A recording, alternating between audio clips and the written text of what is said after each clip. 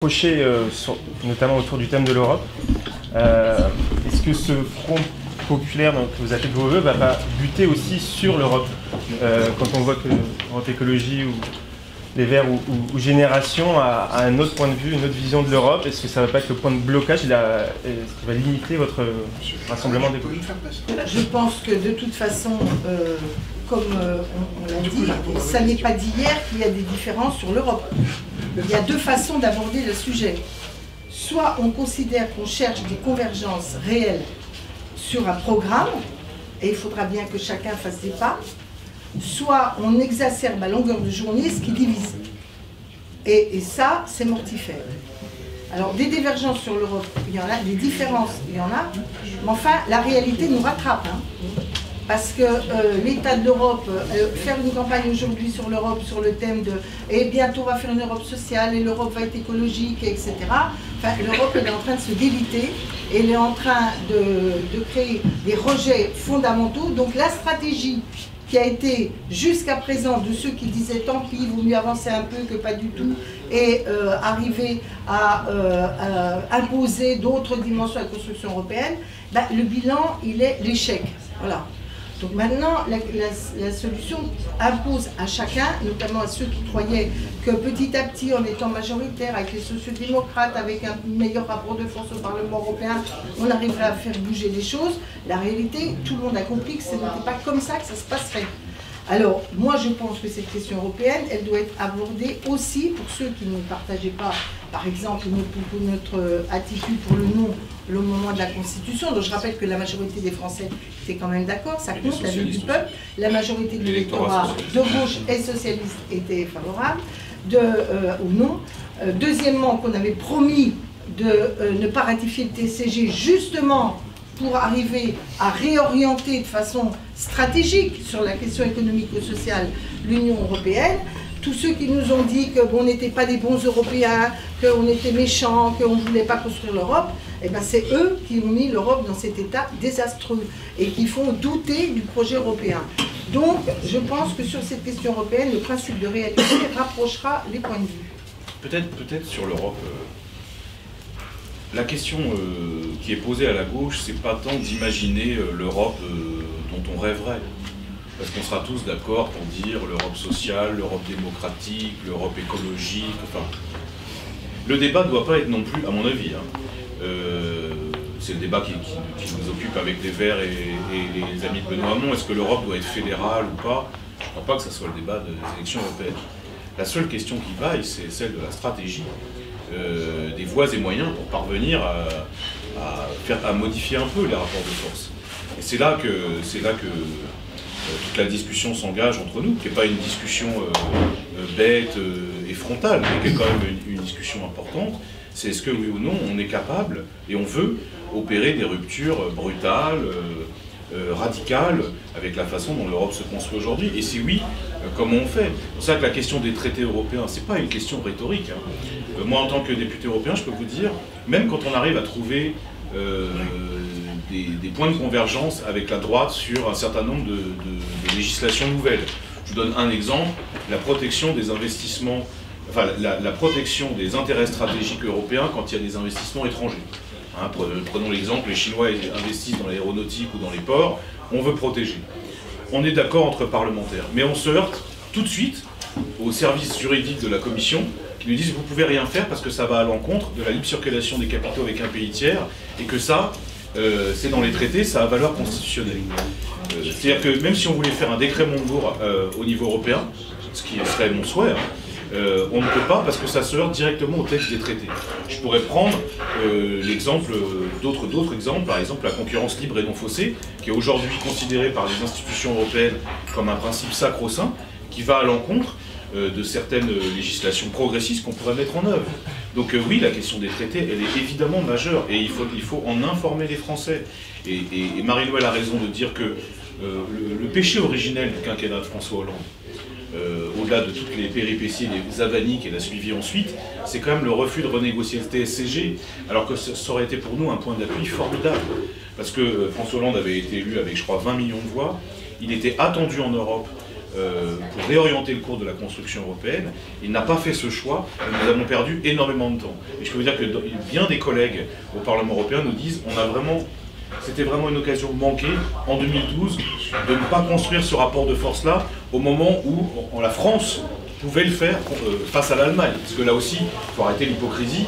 Aujourd'hui, la droite allemande, alors en plus c'est en grande coalition, donc l'Allemagne pose un problème puisque sa conception de l'Europe et notamment de la politique budgétaire et monétaire se heurte à toute volonté française ou autre de relance de l'investissement public ou même d'une politique salariale en direction du pouvoir d'achat qui serait attendue par beaucoup.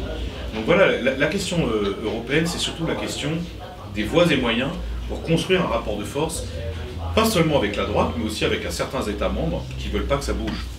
Voilà. Donc moi je ne crois pas que ces points de vue-là soient irréconciliables. Évidemment, si le débat se pose sur est-ce qu'on veut une Europe fédérale ou pas, là il va y avoir un problème, mais vous savez bien que de toute façon c'est un débat largement théorique. D'abord parce que les opinions publiques n'en veulent pas du tout, et ensuite parce que pour l'instant on est sur une construction de type sui generis, fédération d'États-nations, disait Jacques Delors, et que c'est le compromis institutionnel qu'on a trouvé jusqu'à maintenant pour que les choses continuent. Mais si dans le même temps on fait ce qu'est en train de faire la Commission, c'est-à-dire continuer la politique d'élargissement, puisque vous avez quand même aujourd'hui des négociations pour l'entrée de plusieurs pays, on va arriver à une Europe à 30 ou à 32, et je peux vous dire que ça sera encore plus ingouvernable que ça ne l'est aujourd'hui. Déjà aujourd'hui c'est catastrophique parce que sur les questions fiscales et sociales, vous avez toujours 1, 2 ou 3 États membres qui bloquent tout, ce qui fait qu'on n'avance pas. Moi je sais que j'ai suivi les questions fiscales au niveau du Parlement européen. Si on n'avance pas, si vous avez 4 ou 5 paradis fiscaux en Europe qui aujourd'hui interdisent toute avancée. Et d'ailleurs là on fait mine de s'émouvoir sur l'affaire qui est sortie dans le Monde hier, là, sur le scandale de l'évasion fiscale. On dit oh là là, il y a un manque à gagner pour les États de 55 milliards. Mais la vérité c'est que c'est les États membres eux-mêmes qui n'ont pas poussé dans le sens de lutte résolue contre l'optimisation fiscale et l'évasion fiscale. Donc c'est cette contradiction-là qu'il faut essayer de résoudre à l'occasion des élections européennes. La gauche sur cette réalité-là. Et il est vrai que la défaite de Hollande, par sa non-présentation en 2017, le constat qu'il a fait est la résultante du péché originel qui est la renonciation à renégocier le traité TSCG. Le mois qui a suivi l'installation de la nouvelle Assemblée nationale.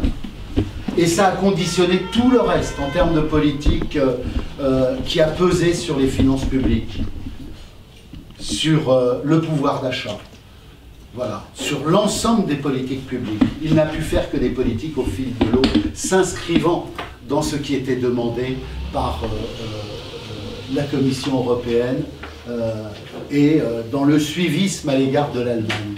Voilà. Là est une question centrale. Vous allez me poser une question, Olivier. Oui, je voulais savoir, pour construire ce rapport de force, quels alliés vous avez en Europe, ou quels alliés vous envisagez d'avoir en Europe, dans d'autres États membres, qui l'entendra bien. Vas-y, tu veux que je fasse je pense que le rapport de force, il doit se faire sur 2 terrains en même temps.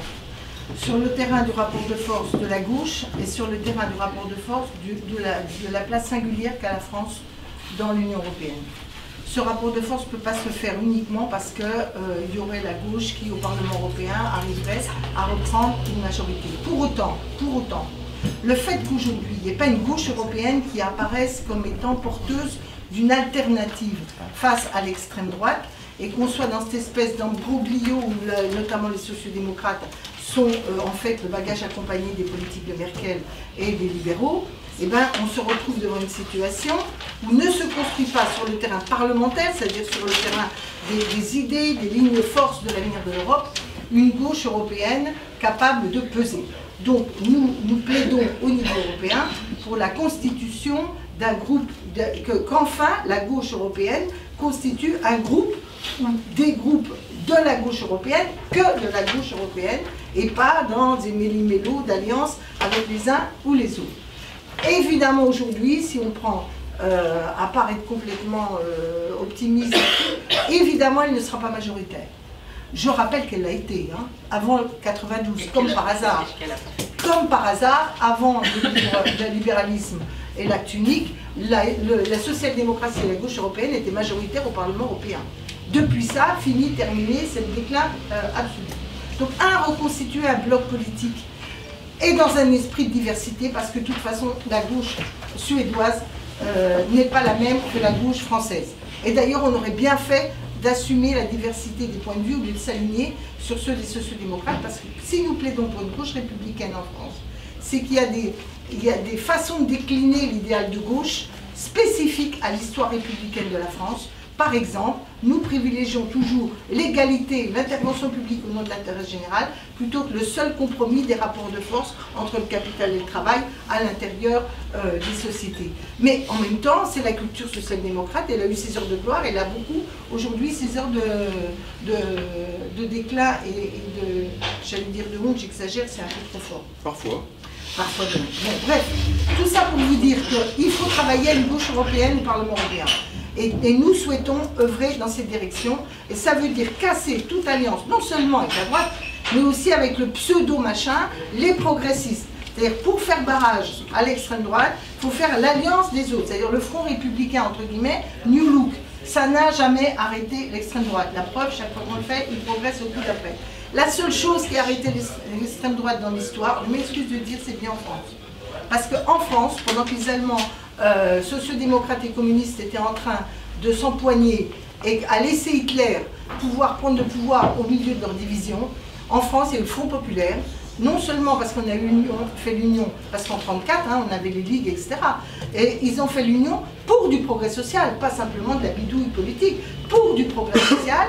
Et cette union, elle a fait que le mouvement fasciste a reculé dans notre pays. Et si nous avons gagné une guerre militaire face à l'Allemagne, nous n'avons pas gagné, nous n'avons pas perdu, si nous avons perdu une guerre face à l'Allemagne, on n'a pas perdu politiquement face aux fachos en France en paix. Donc premièrement, ça c'est fondamental, une gauche européenne. Mais il y a le rôle de la France. Parce que de ce point de vue, moi je veux bien qu'on dise les nations ça n'existe plus, ben, demandez aux gens si une nation ça n'existe plus.